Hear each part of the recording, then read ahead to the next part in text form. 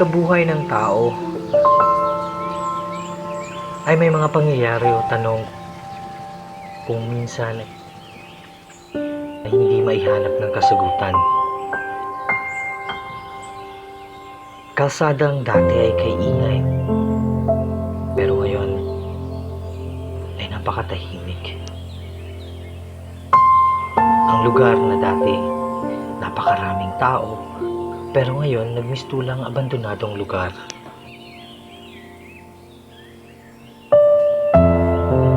Mga taong naglalakad sa gilid ng kalsada. Kumusta na kaya sila?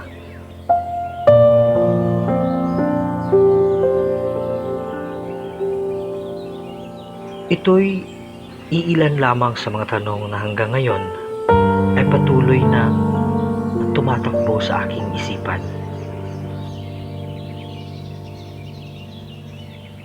Isa, dalawa, tatlo.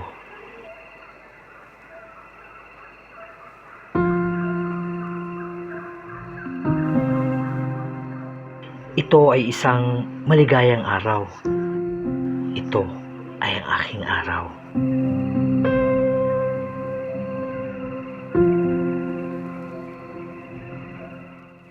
Sa paglabas ko ng pinto, isang sorpresa sa aki bumungad.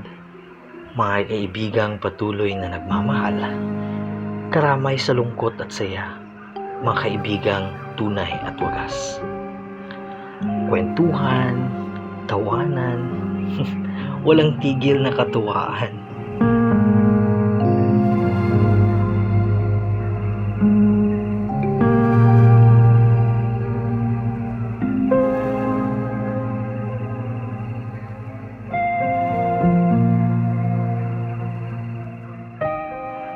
Subalit, ng pagdilat ko ng aking mga mata, iiwanan ko ang lahat ng aking panaginip sa isang napakasayang panaginip at haharapin ko ang katotohanan na walang sorpresa, walang kwentuhan, walang tawanan, walang katuwaan. Isa lang ang aking hiling sa aking kaarawan. Matigil na ang bumabalot na lungkot. Matigil na ang takot.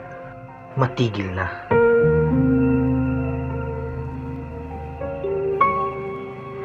Ito ba ang new normal? Ito marahil ay isa sa mga karaniwang salita na likha sa panahong ito ng pandemya. Kasama ang social distancing at flattening the curve.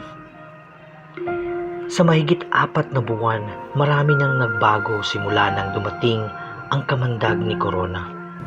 Ang pagsiklab ng COVID-19 pandemya ay talagang nagbago sa paraan ng pamumuhay, trabaho at pakikisalamuha sa bawat isa.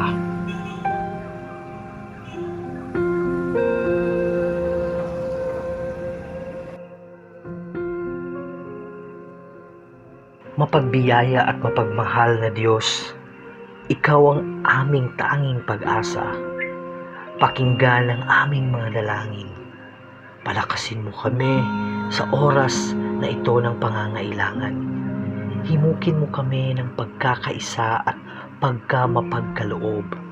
At bigyan mo po kami ng pag-asa ng isang mas maliwanag na bagong hinaharap. Amen. Happy quarantine birthday!